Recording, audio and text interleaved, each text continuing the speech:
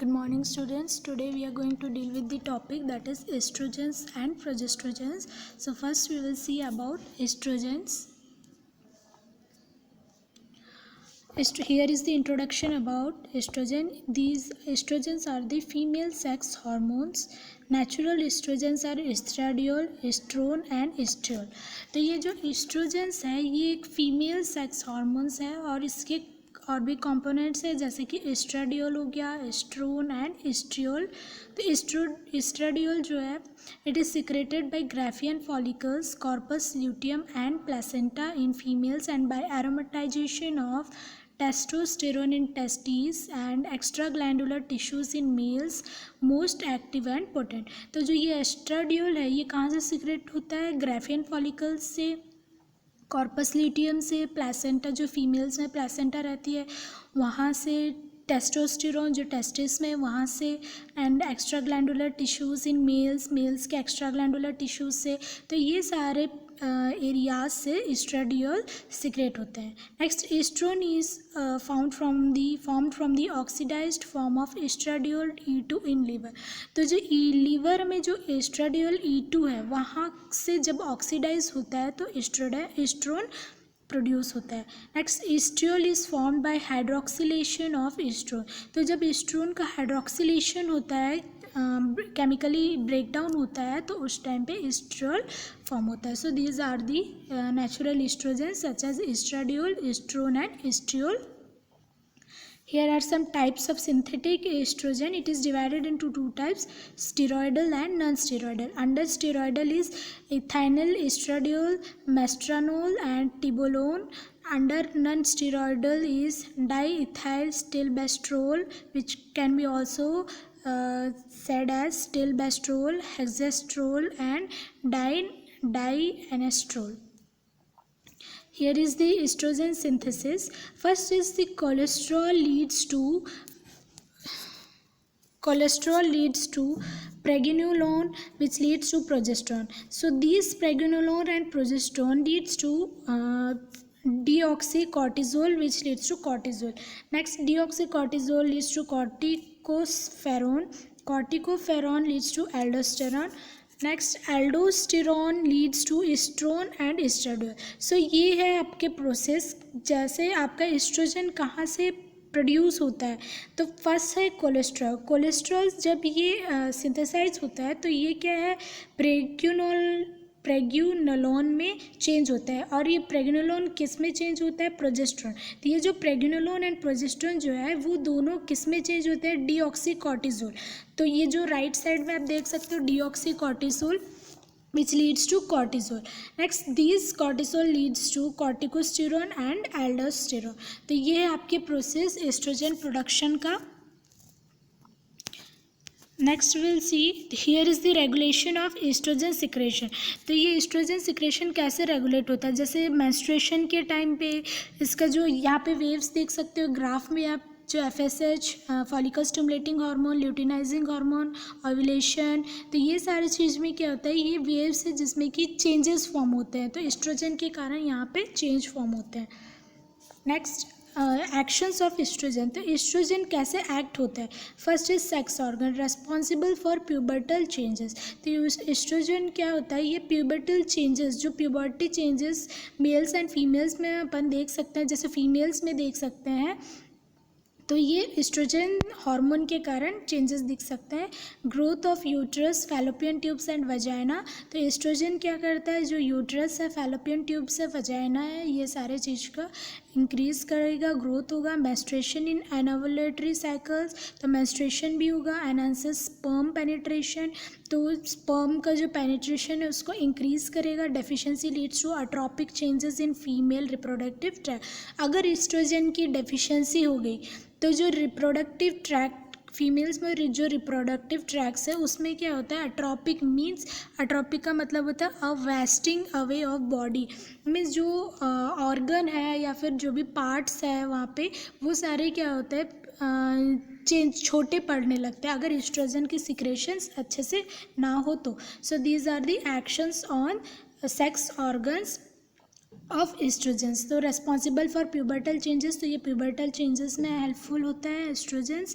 Fallopian tube, vagina, uterus को growth करेगा, menstruation में हेल्प करता है, स्पर्म पेनिट्रेशन में इंक्रीज करेगा, और अगर इसकी डेफिशिएंसी होगी तो एट्रोपिक चेंजेस हो सकते हैं।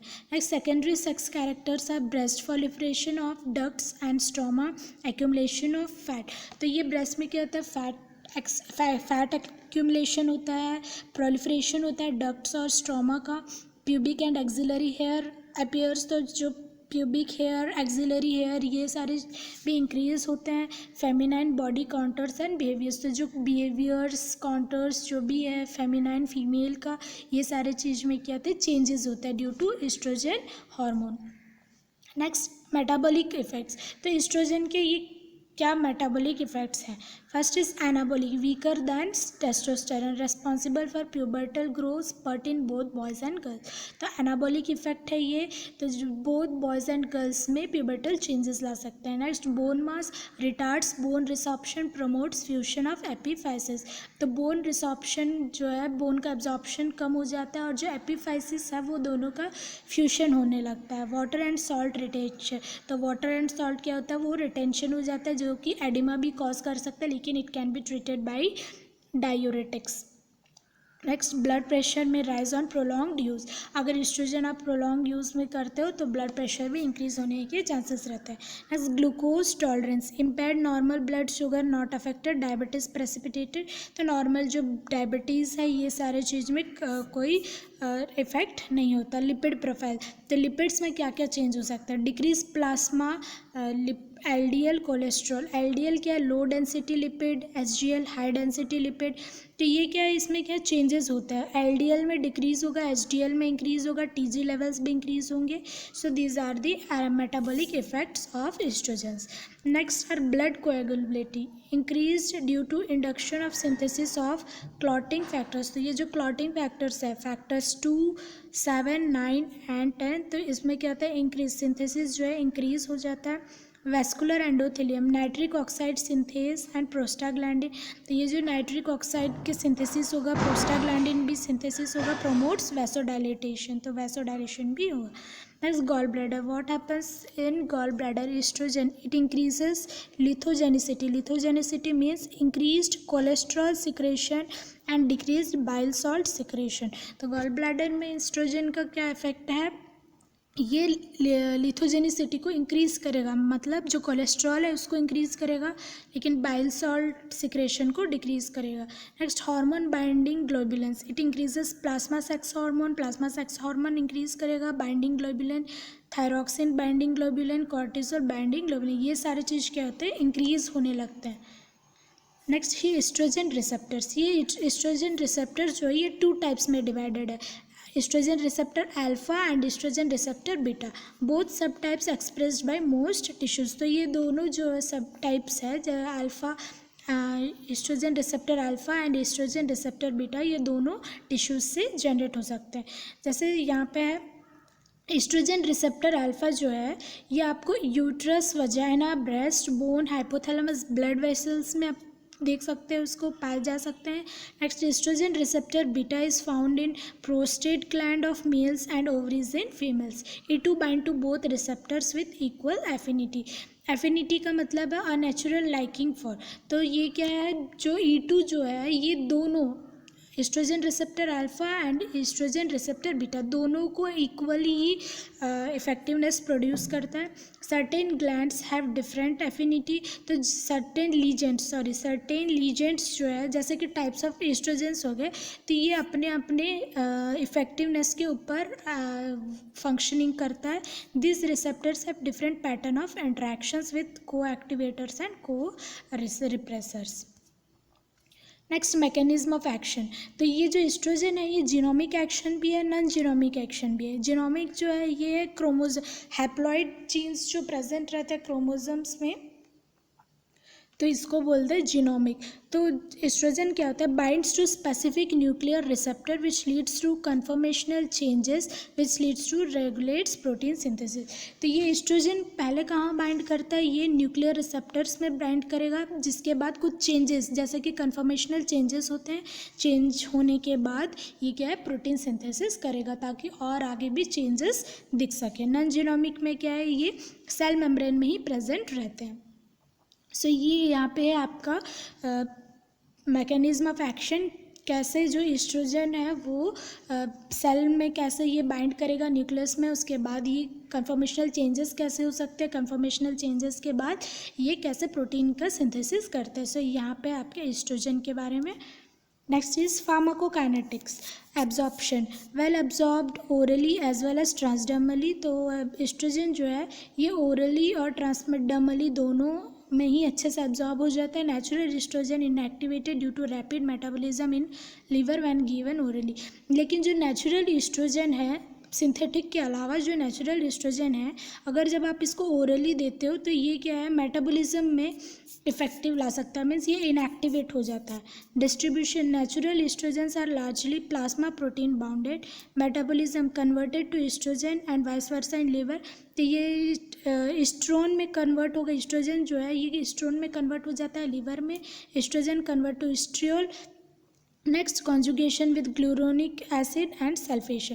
तो ये सारे चीज़ जो है ये केमिकल चेंजेस है। जैसे एस्ट्रोजन आपने दिया, ये लीवर में क्या होता है, एस्ट्रोन में चेंज होगा, एस्ट्रोन में चेंज होने के बाद ये क्या है, एस्ट्रियोल में चेंज होगा, फिर ये फेज 1 फेज 2 में जाता है, फेज 1 में ग्लूरोनिक एसिड के कारण कॉन्जुगेशन होगा, उसके बाद सल्फेशन होगा। सल्फेशन मतलब ये भी एक कैटलाइजेशन प्रोसेस है। Next excretion, due to deconjugation in intestine considerably enterohepatic circulation mainly excreted in urine में बी एक्सक्रीटेड इन बाइल। तो ये दोनों यूरिन और बाइल में एक्सक्रीट हो जाते हैं। Next doses, here are doses just such as estradiol is given 0.1 mg, ethinyl estradiol is 0.1 mg, mestranol is 0.15 mg, conjugated estrogen is 10 mg, estriol succinate is 16 mg, diethyl stilbestrol is 10 mg, which is given inactive orally, partially metabolized, similarly active of both dosage forms। तो ये है आपके dose of estrogens. Next preparations, तो oestradiol जो है आप कितने में दोगे, 2.5 to 10 mg दे सकते हो। IM conjugated estrogen can be given 0.625 to 1.25 mg per day orally. Ethinyl estradiol 0.02 to 0.2 mg per day orally. Mestranol 0.1 to 0.2 mg per day oral, estriol 4 to 8 mg per day initially, then 1 to 2 mg per day oral.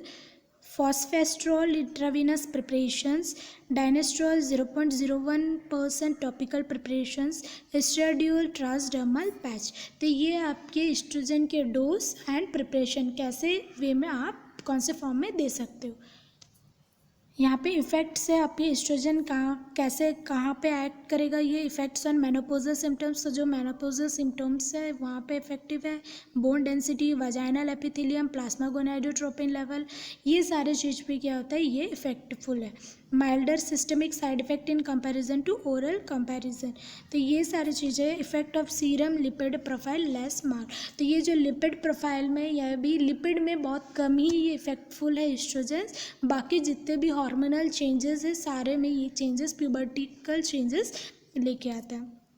Next indications, तो oestrogens किस किस को दिए जा सकते हैं, hormonal replacement therapy में दे सकते हैं। Senile vaginitis means inflammation of vagina in adult women, delayed puberty in girls में अगर प्यूबर्टी लेट हो रही है तो, dysmenorrhoea, acne, dysfunctional uterine bleeding, carcinoma prostate. So these are the indications of estrogens. Next side effects are in males suppression of libido, gynaecomastia, feminization. तो gynaecomastia क्या है, तो ये सारे जो है gynaecomastia unwanted increase in breast in males. तो ये आपके मेल्स के साइड इफ़ेक्ट्स हैं। चिल्ड्रंस में fusion of epiphysis and reduction of adult stretcher, ये फ्यूजन एपिफाइसिस के फ्यूशन हो जाएंगे और ये ज़्यादा ग्रोथ नहीं करते हैं। पोस्ट मेनोपॉजल वुमेन में risk of irregular bleeding, endometrial carcinoma, breast cancer होने के चांसेस है, गॉल स्टोन्स, हेपाटोमा होने के चांसेस रहेगा, माइग्रेन जो है माइग्रेन बहुत ज़्यादा बढ़ सकता है, एपिलेप्सी होने के चांसेस है, endometriosis, vaginal and cervical carcinoma in female offspring in children. तो ये सारे साइड इफ़ेक्ट्स है एस्ट्रोजन के। Thank you.